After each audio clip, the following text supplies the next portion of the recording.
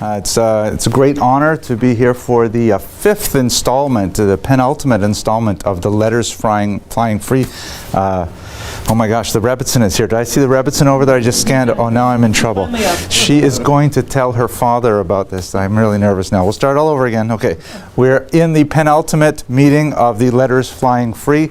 I sent out an email, if you're on my constant contact list, to get a survey of what people thought of this series and the series we give in Brooklyn, to get a sense of how we can improve, because God willing we will move forward with this. There seems to be a certain groundswell of enthusiasm for these subjects, but we want to do it wisely and in a way that meets the needs of our viewing audience, both live and on the internet.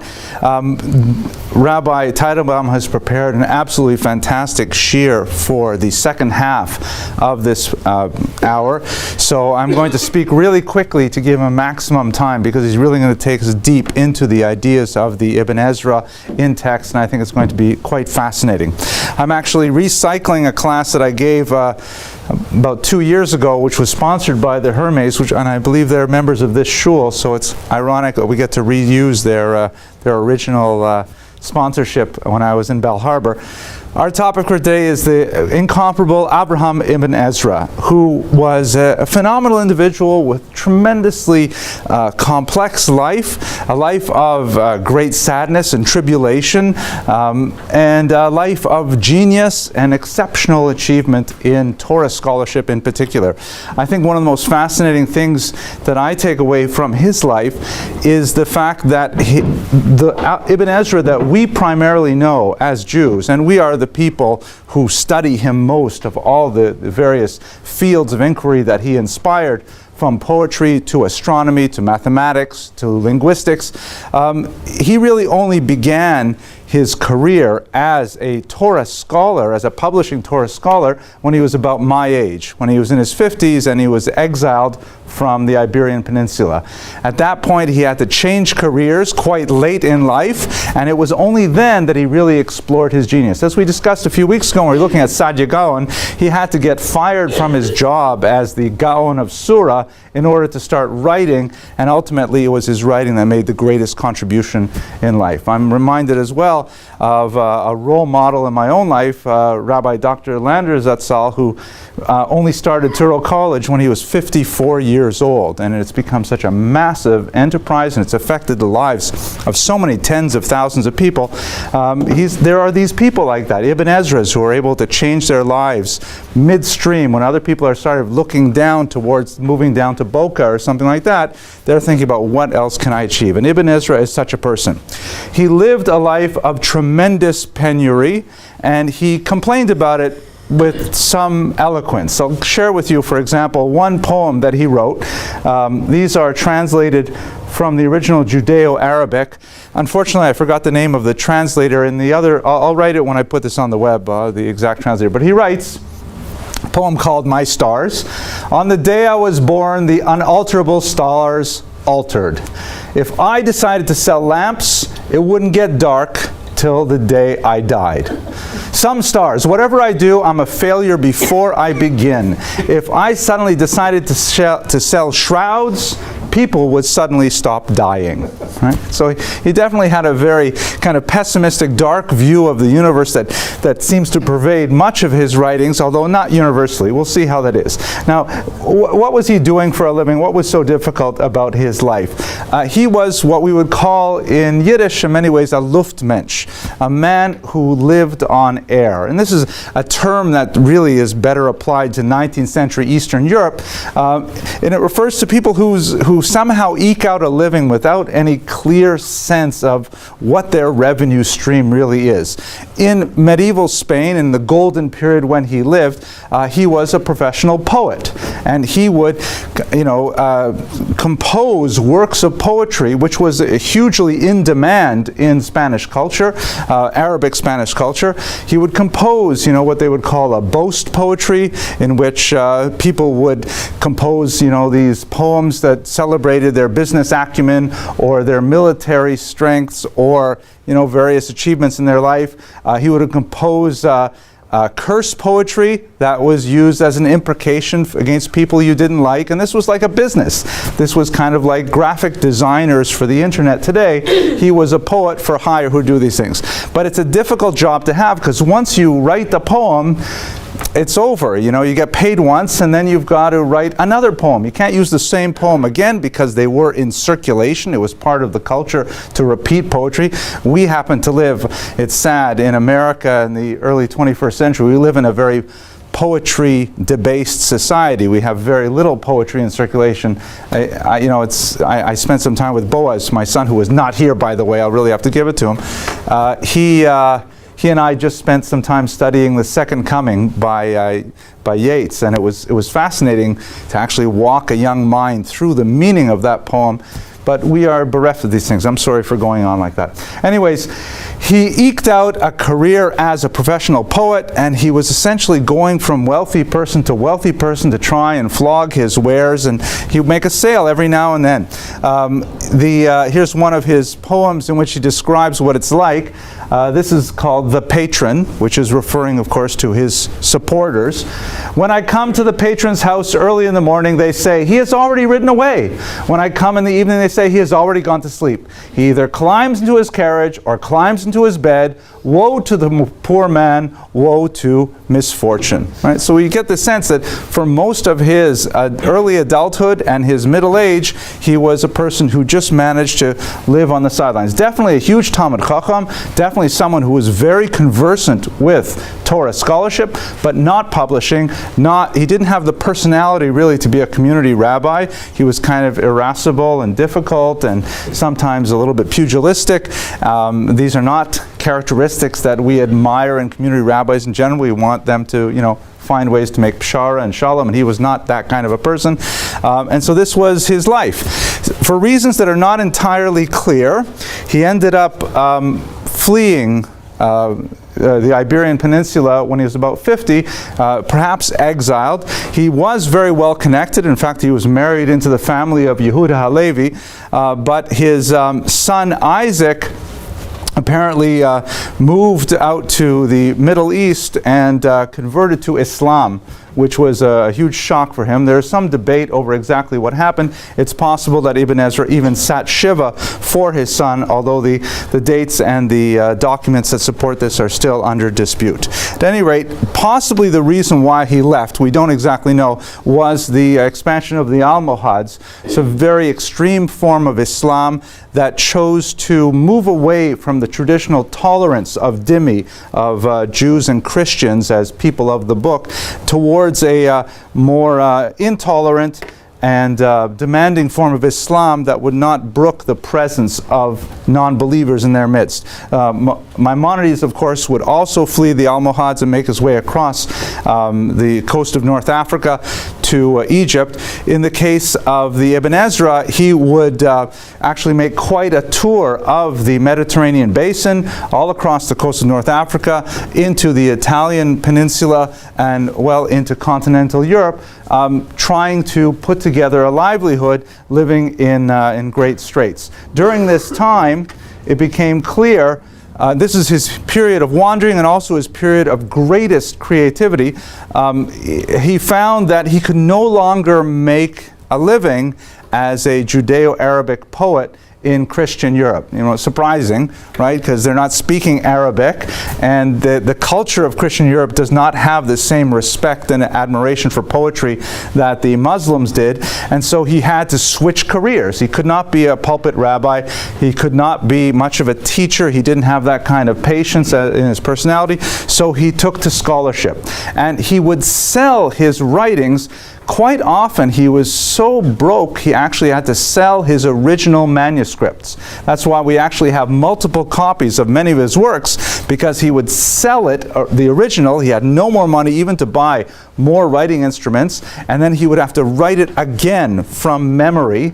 And so the second version usually tended to be quite a bit bigger and quite a bit more expansive. But this is the kind of living on the edge that he enjoyed during the periods of his greatest creativity.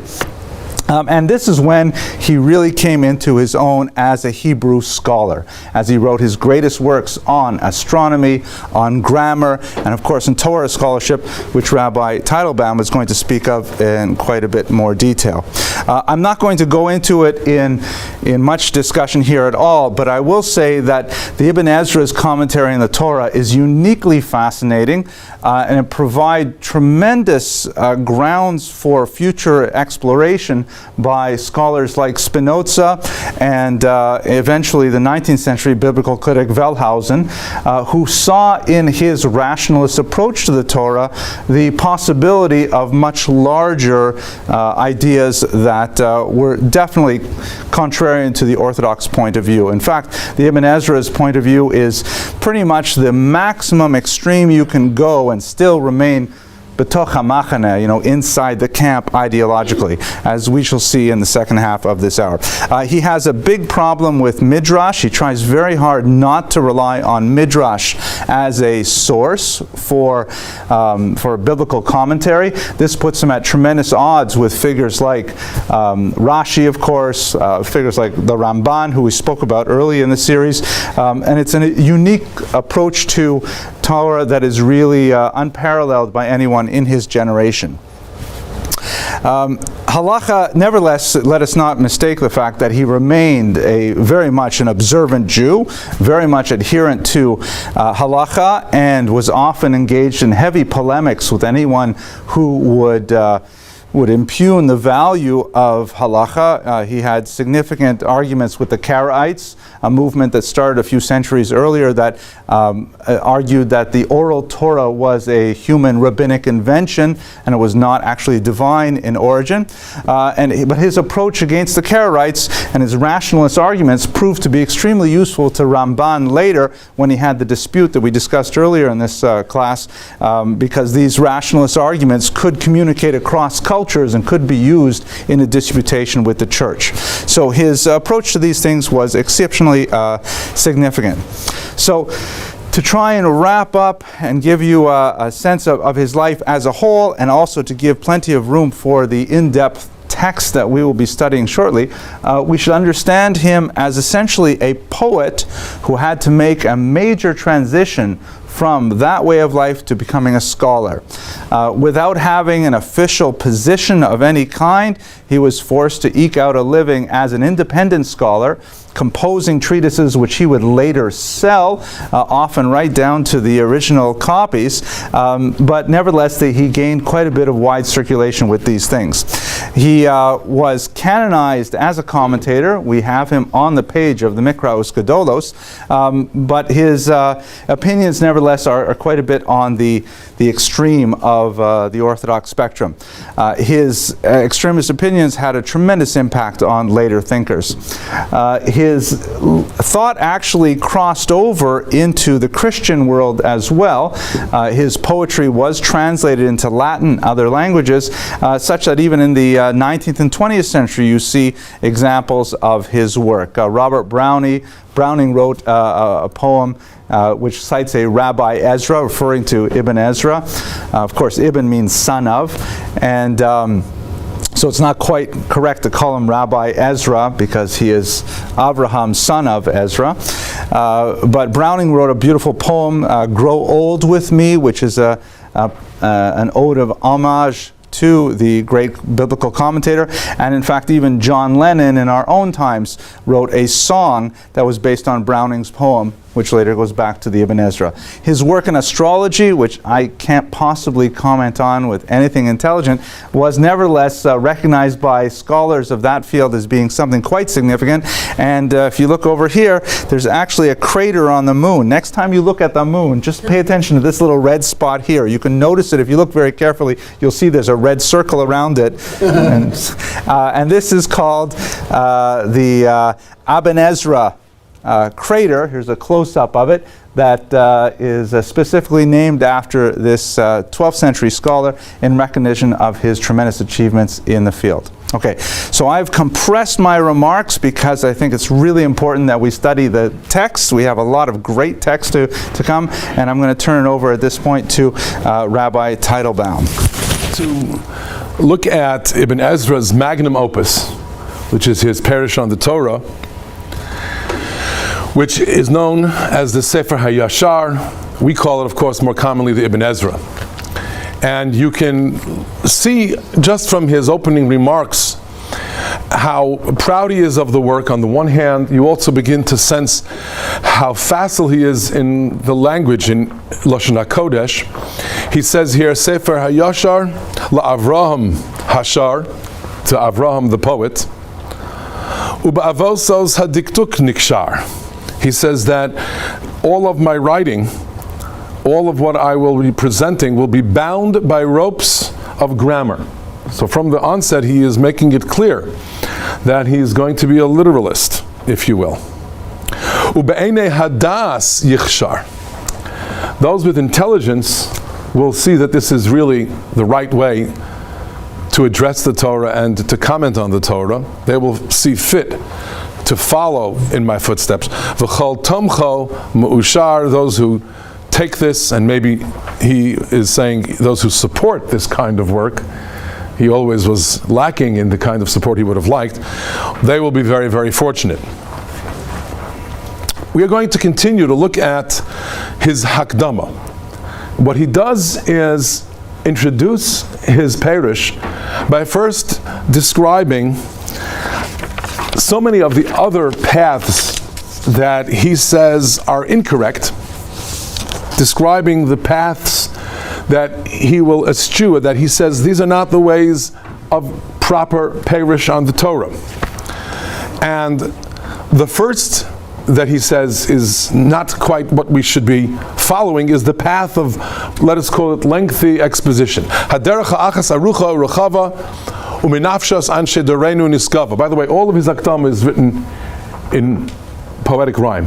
Beautiful, beautiful Ivrit, or Lashon HaKodesh.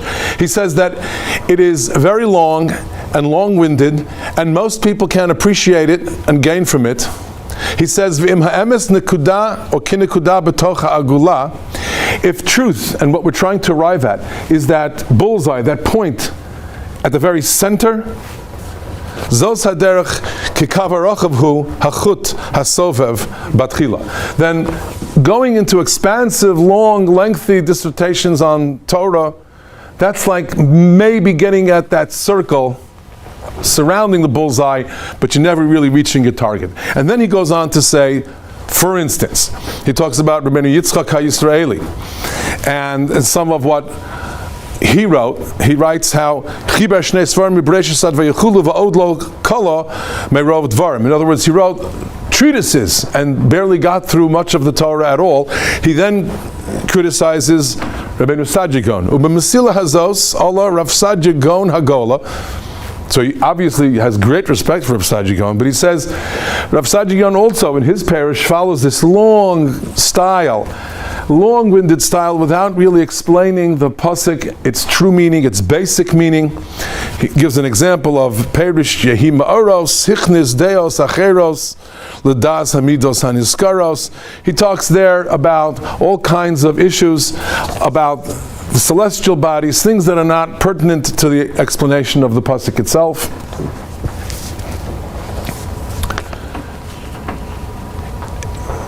Here, from Bereshis, Perik Beis, Pasuk Yud Aleph, where the Torah describes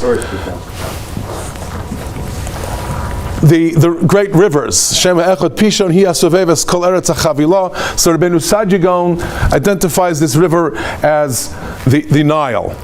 And how do you know it's the Nile? Asks Ibn Ezra. He suggests, Ulai b'chalom ra'am. Perhaps Rabbeinu Sajigon saw it in a dream. Ukvarta b'miktsasam ka'asher afaresh b'makomo. There are all kinds of mistakes that have been made. Imkain lo nishan al chalomosav. We will not rely on things that he dreamt up, but he does defend Rabbeinu Sajigon and says, look, he had to say something. Ulai asakein l'chvod Hashem ba'avur shetirgim haTorah b'loshen Yishmael.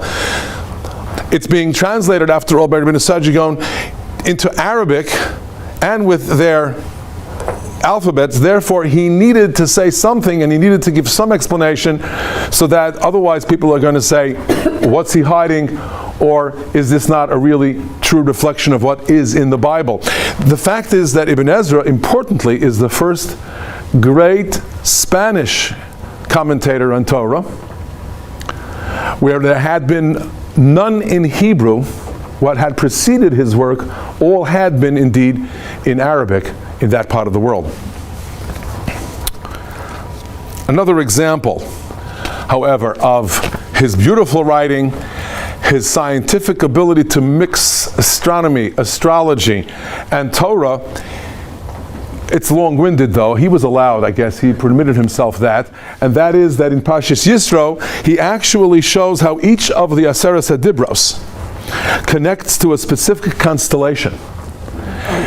And as you get closer and closer to the more basic and human kinds of issues of Lo Sirtzach, Lo Sinaf, and finally Lo Sachmod, they are the lowest constellations, and he explains this all very beautifully, but of course it's a philosophical approach, and it's more of the long-winded approach than the literalist approach. Then again, he wrote a Be'er HaKotzer. He had a shortened version originally and only wrote the more expanded version of his parish. The one we have is on Shmos. Most of the rest of it has been lost. Now, the next path that he says we should not follow, the second of the four paths that he negates, the path of the Karaim. As we heard before, the Karaites deny that there is a Torah Sheba'al Peh. It's a rabbinic contravention. He calls it Derech Psal Tolim. Haderech HaSheniyah, the second path. Bachrua Psal Tolim, those crooked people. Imhem Yisraelim, if Jews take that path, Asher Choshvu Ki Amdu Al Hanakuda Be'atzma, if they think they're getting to the truth, Veheim Lo Yodu Es Makoma, they don't even know where to look. And then he talks about Anon, the founder of the Karaites, Binyamin ben Mashiach, Yeshua, V'chein Kol Min Asher B'divrei Matik Ados Lo Yamin. They don't believe in the works of the great Chachamim. They don't believe in Torah Sheba'al Peh. So therefore they end up erring to the left, to the right. V'chol ish kiritzono yifarish hapsukim. Everybody says whatever they'd like about how to understand the pasuk. Gam b'mitzvos u'b'chukim.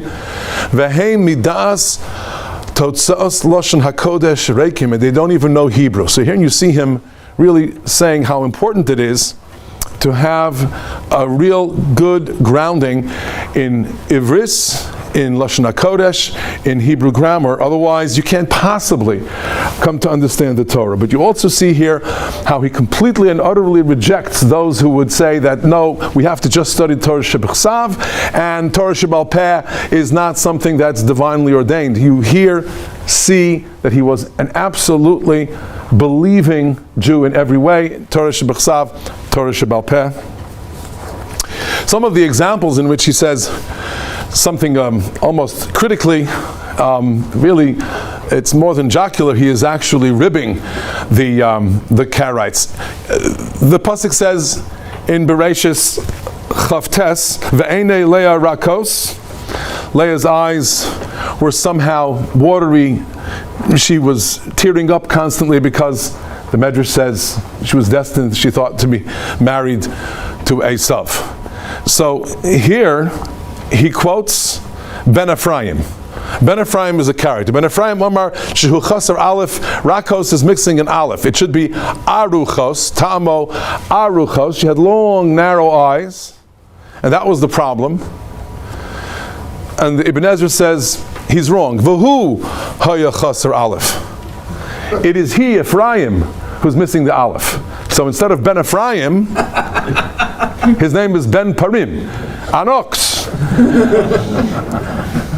Let's go to another example of that kind of, let us call it his rejection, if you will, of the Karaites. You know, the Torah says that in Mitzrayim, that the Jewish people were to eat because they had to leave b'chipazon. They should be dressed and ready to leave Eretz Mitzrayim. So he says, it seems to be a city in Algeria, in Argolan. Osim kacha hayom zeichel yitzias Mitzrayim. They eat their seder dressed that way, ready to go. Ve'ela to'e ruach. They're all mistaken. And he says, Kulam yelchu yom chamisha asa me'artzim zeichel yitzias Mitzrayim. When Pesach comes, let them go, let them leave. Let them go into exile. And finally, another example, where in Parshas Mishpatim, you have the famous psukim of Ki yigov shar ish es shar re'ehu.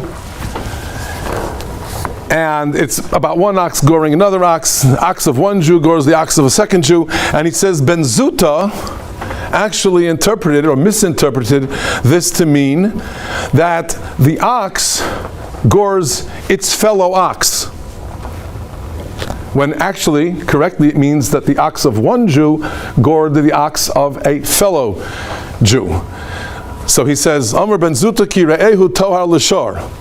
He didn't realize kishar ish samachu, it's the shar of a man, and so too shar re'ehu, the ox of his fellow man. Ve'ein l'shar re'ah ben Zuta levado. You know, oxen have no good friends except for Ben Zuta. He's okay. So we have another path. A path of mysticism and a path of, let us call it obscurity, where that which we don't understand in Torah is hidden and meant to be hidden. And most of Torah, therefore, is allegory. And he says, no, that's not our job. HaKadosh Baruch Hu gave us the Torah, God gave us the Torah to understand, to live by, and you can only live by it if we first understand it correctly. By and by, however, in this piece, when he talks about this derech choshech va'afela, he said it's entirely mechutz lekav hagula. It's outside that circle entirely, let alone you're not getting to the bullseye. You're outside the circle entirely. He says, Hem habodim libam l'chol advarim sodos v'munasim ki ataros v'hamishpatim chidos. They think it's all, some kind of a riddle and some kind of a parable or allegory. V'lo arich lahashiv aleihim. I'm not even going to go into much length as to rebut any of what they claim, but what he does say, importantly, is Bilti bedavar echad tzadku. There is one thing that they are right about. Asher kol davar mitzvah ktana ogdola. Every mitzvah, every precept of the Torah, bekaf ma'ozne halev tihi ashkula. We have to apply our hearts and minds. Ki yesh belev deya mechachmas yoshev kedem netua. Natua, that it is in our hearts with God's wisdom implanted in us that we are to study the Torah. It's a fascinating concept. We are able to come to the truth of Torah because we are Hashem's people, and He has planted within us the ability to understand the Torah. Therefore, since He has given us that God-given gift, let's use it. Let's study. Let's mine the treasures that are contained within the Torah. And if we come upon psukim that we can't understand, he says, then maybe we have to say, well, it's mystical. Oz yivakesh sod. But otherwise, he says before that, vim hadas lo tisbol hadavar. If we can't logically understand it, then we have to reject that which is illogical or that which is implausible. And then there are some obviously famous cases in which Ibn Ezra says that we have to make sure to read the Torah literally, understand what happened, for instance, at the Akedah, and not necessarily accept every opinion midrashically offered.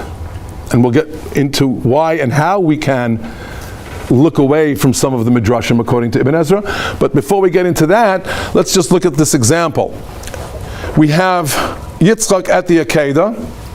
How old is Yitzchak at the Akedah?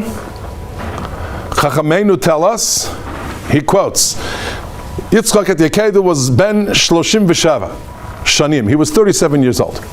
He says, look, im divrei kabbalah nikabel. I readily accept it if that is a tradition from Sinai, generation after generation, fine. But he says, Miderach svara ein ze nachon. Because if he's 37 years old, shehaya ra'i shetia tzitkas Yitzchak galuya, then the whole celebration of the courage and the devotion of Avram Avinu should be actually the courage and celebration of what Yitzchak was ready to do at the Akedah. It should be all about Yitzchak and Yitzchak's courage and not Avram Avinu's courage.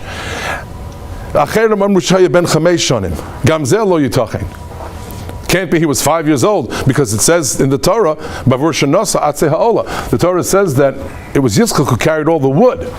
If he's 4 or 5 years old, how could he have carried the wood? So this is all a very logical approach through which he says it must be that ultimately he was Karov Liyud Gimel Shanim. That's a heck of a way to prepare for your bar mitzvah, to go to the Akedah. But he was young enough and innocent enough to therefore follow, strong enough to carry the wood, but not old enough to be given all of the credit for that kind of self-sacrifice. Another example, famously, and Rashi quotes this Medrash, Atzei Shittim, the great wood used for the crushing of the Mishkan. Yaakov Avinu planted them in Mitzrayim, Chachamenu tell us, and told us, when you leave Mitzrayim, you'll need these for the construction of the Mishkan. Take them with you. And the Ibn Ezra asks, but how could the Mitzrayim let them go, ostensibly to worship their God for 3 days? Why are they taking all this lumber with them? As an example of how rationally, the Ibn Ezra says, it just doesn't really make sense. He says perhaps there was some kind of a ya'ar, some forest, some area near Har Sinai, where when they arrived, they were able to cut these trees, and that's how they had the karushim, the great wood beams that comprised the walls of the Mishkan.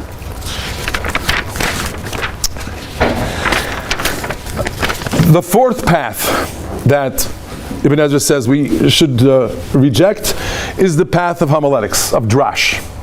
And he says, with a very organized pattern in it all, he says, Krov el Mekuda, it's close to the truth. Rodfa Achareha Aguda, everybody runs after Medrash. We all enjoy it, we all learn it and study it. He says, Zos derech hachachamim ba'artzos yevonim v'adomim.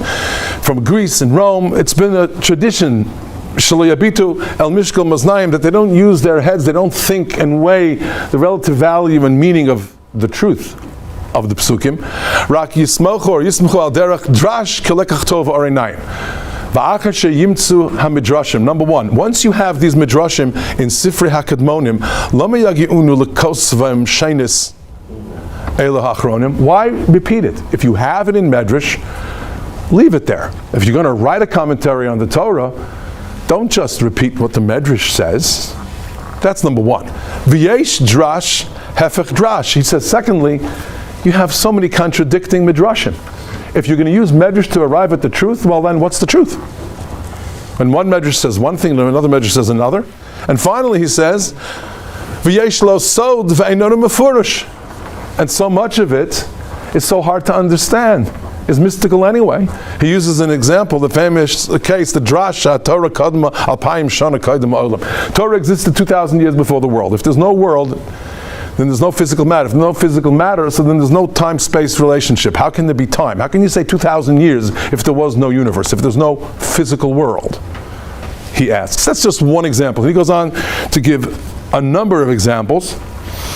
And of course, this was something that, let's just say, it stirred up the ire of some of the commentators. Here you have a Tiferes Yisrael of the Maharal, where he quotes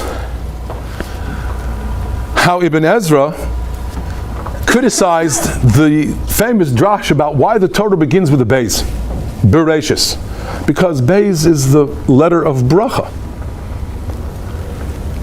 And it's an important idea, and we accept it, of course, as true, and Ibn Ezra says, no, Beis can stand for all kinds of things. And he gives lists and lists of words that are of a negative nature that begin with a Beis. Bitlu hatochanos. Koheles says, you'll come to your old age and your teeth don't work anymore. So it's with a Beis, Bitlu hatochanos. Does that mean that Beis is such a beautiful, wonderful letter? Bal Yida'um.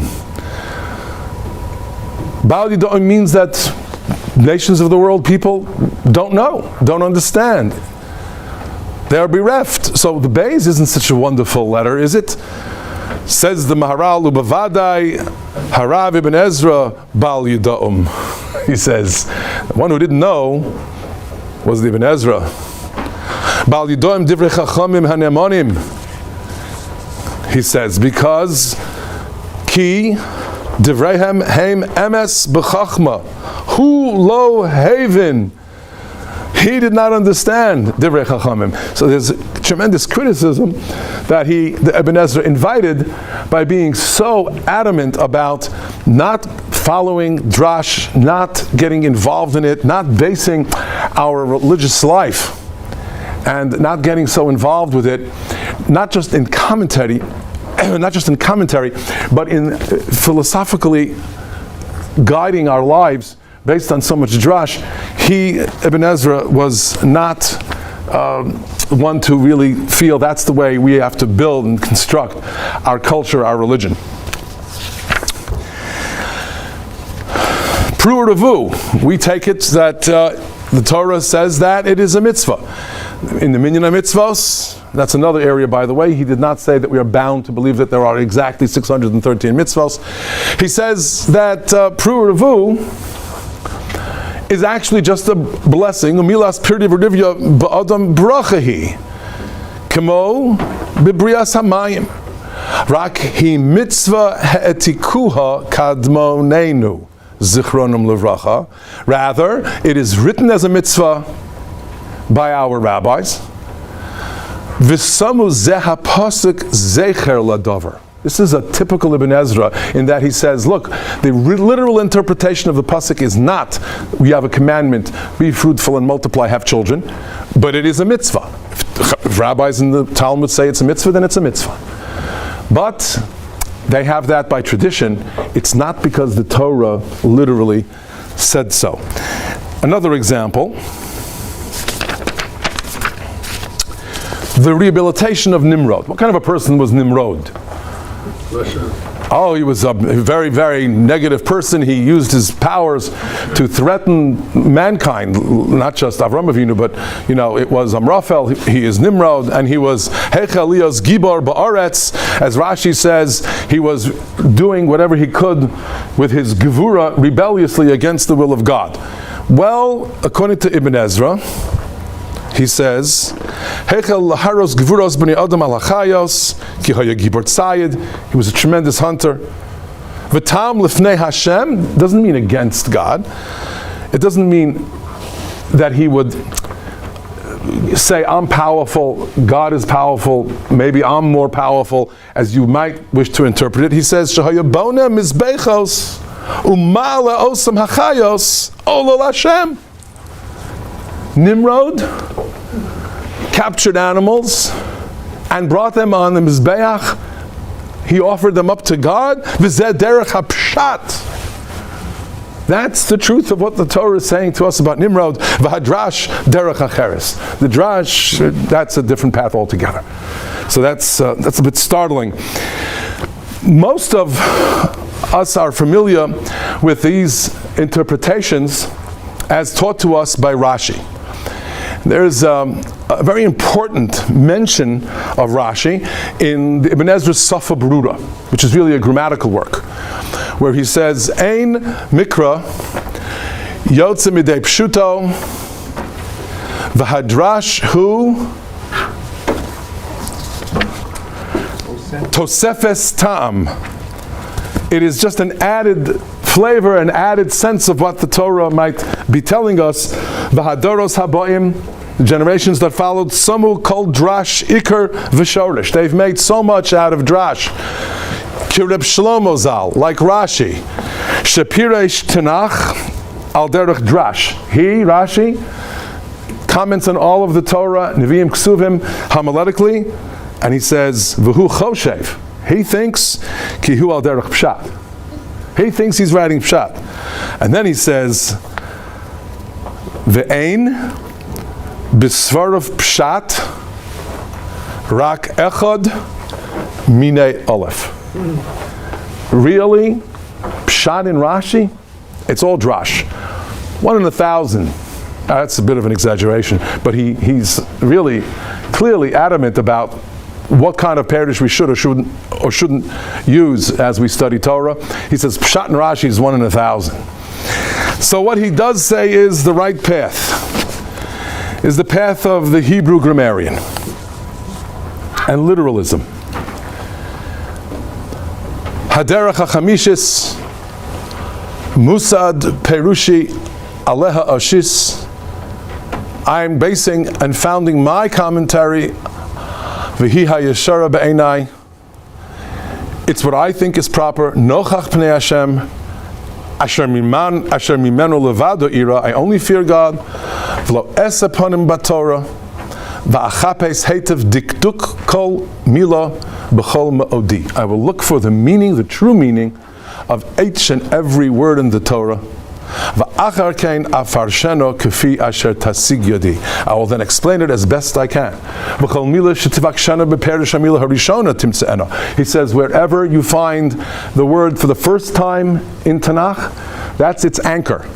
That's its basis. You shall extrapolate from there what it means and how it's applied elsewhere in Tanakh. So here we see in these first few lines how much he wants to tell us to emphasize study, literalism, studying the language, appreciating Hebrew diktuk. He says as far as other interpretations, he talks about, where you have a word that's malay, a word that's chaser, it's with a vav, it's without a vav. He says, rak litinokos ta'amehem tovimheim. For young children, that's the kind of Torah that you may want to teach. But as adults, really, we have to know the truth of Torah, and we have to study it very carefully and with a great deal of emphasis on what he would say is literal understanding. Let's see where his literalism sometimes, however, led him. Goat's meat and milk. It says it 3 times in the Torah.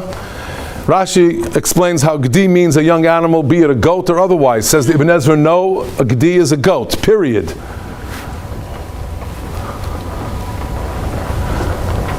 Rabbi Shlomo Amar ki gdi hu hakatan harach. But Ibn Ezra says no. Gdi gadol migdiizim. That's why sometimes it's called gdi, sometimes it's called gdiizim. Not that there's another kind of gdi. A gdi always means a goat. He explains, therefore, that the Torah actually never talks about meat and milk if it's not goat meat. But Chachamim kiblu, there's a tradition from the time Torah was given. Torah shebal peh shelo yochal Yisrael basa b'chalav. But it's not something found verbatim in the Torah. Here he really says something that halachically is difficult to answer. It's basically unfounded, where he says that Khalev, the parts of the fat of an animal that's otherwise kosher, that there are cuts of Khalev that we are not allowed to eat. He says that's only if it's a korban. If that animal was a korban, then the Khalev is not allowed to be eaten.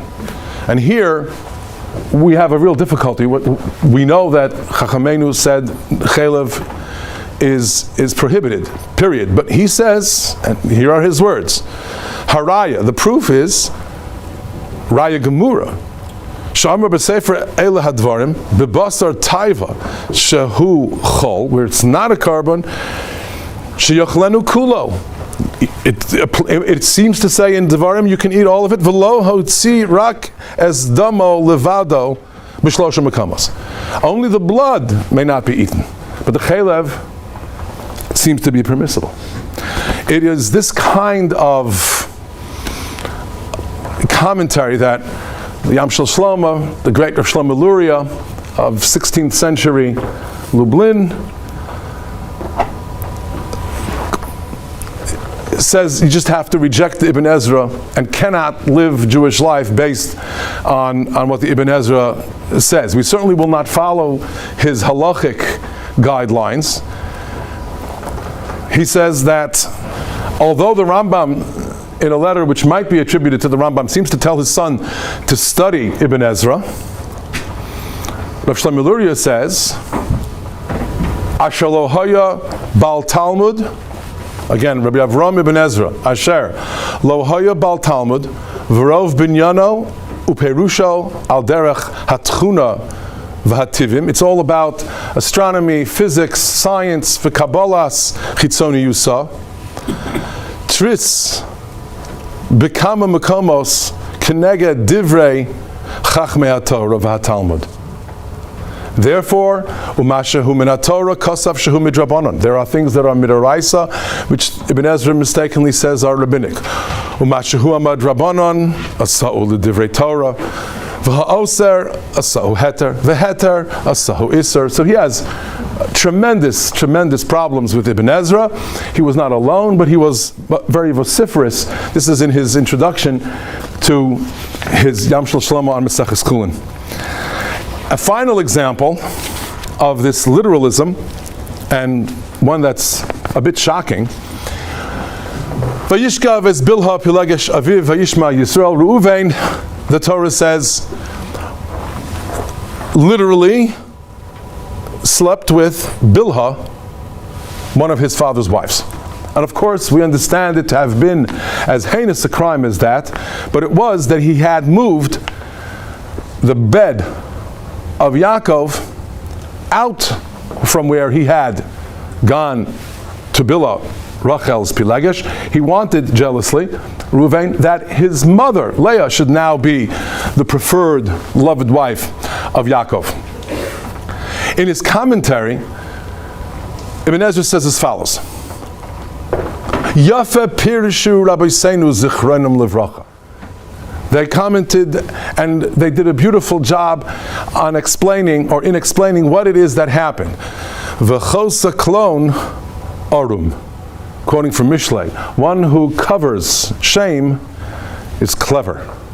Meaning that what happened actually was quite shameful, and Chachamenu are covering that shame. In his Yesod Mora, where in his philosophical work, Yesod Mora, which is a very important work and deserves shiurim unto itself, here, when describing the greatness of Yaakov Avinu, he says, Ki kasher ba el beisel, Omar hasiru es elehe anechar, he left his flocks, his boded lavod Hashem. He became the holiest that Yaakov ever became upon his return to Eretz Yisrael. V'lo shachav im isha, he no longer had any more children, lived with no one of his wives, ki Rachel Mesa, v'chulala Bilha.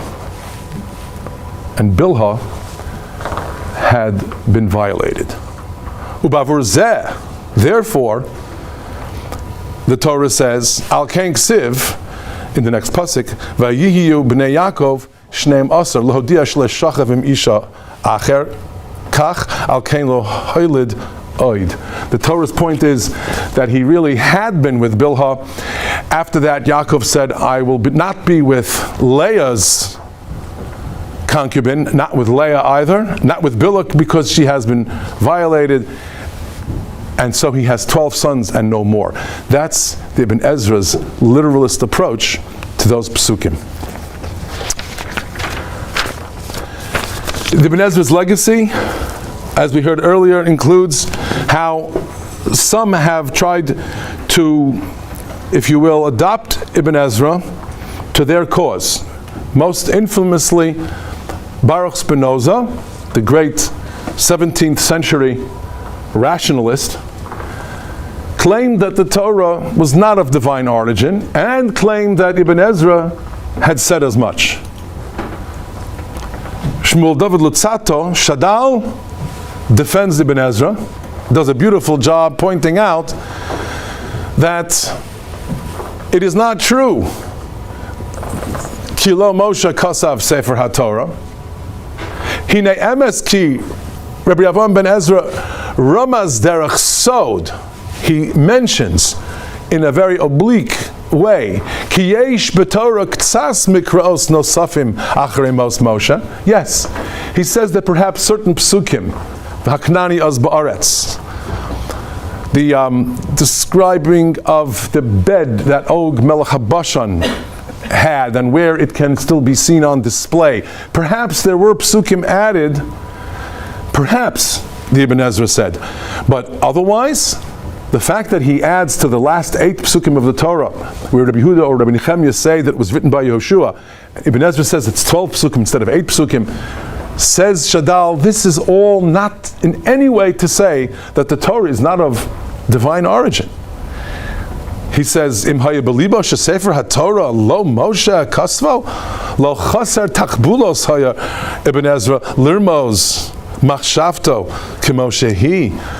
And so he says Chalila to say that Ibn Ezra can be used to support the likes of heretical Baruch Spinoza. And that's a very important point, because what he did that way, Shadal, was make it clear that with all of the controversy swirling about Ibn Ezra's literalism, he was a God-fearing, faithful Jew with complete and abiding respect of Chachamenu and of Torah Shebal Peh. Yes, it was a nuanced view in which he would say, look, there is Midrashay Agada, which we do not have to take at face value, and there are Midrashay Halacha, which we will always take literally and follow completely, because that's what HaKadosh Baruch Hu expects of us. And finally, I just want to point out that another great expression of how Ibn Ezra, say what you will about him, is a force to reckon with. We've been studying the Hakdama of Ibn Ezra's commentary. Let's look at the Hakdama of Nachmanides, of Ramban's commentary, where he's praising Rashi. He calls him Lo Mishpat HaBachora, B'dvora Vehege, B'havasam Eshke, etc., etc. He does not discount Ibn Ezra, though. He says, V'im Rabbi Avraham ben Ezra tihiyalanu tochachas megula. We will openly disagree, and even vehemently so. V'ahava misutares, or misutara. But we will also keep love, if not necessarily always expressed, but we harbor a great love and appreciation for what Ibn Ezra has done and what he leaves us in his masterful commentary, having us understand Torah and its language with so much more depth, with so much more clarity. That is the legacy then of Rabbi Avraham Ibn Ezra.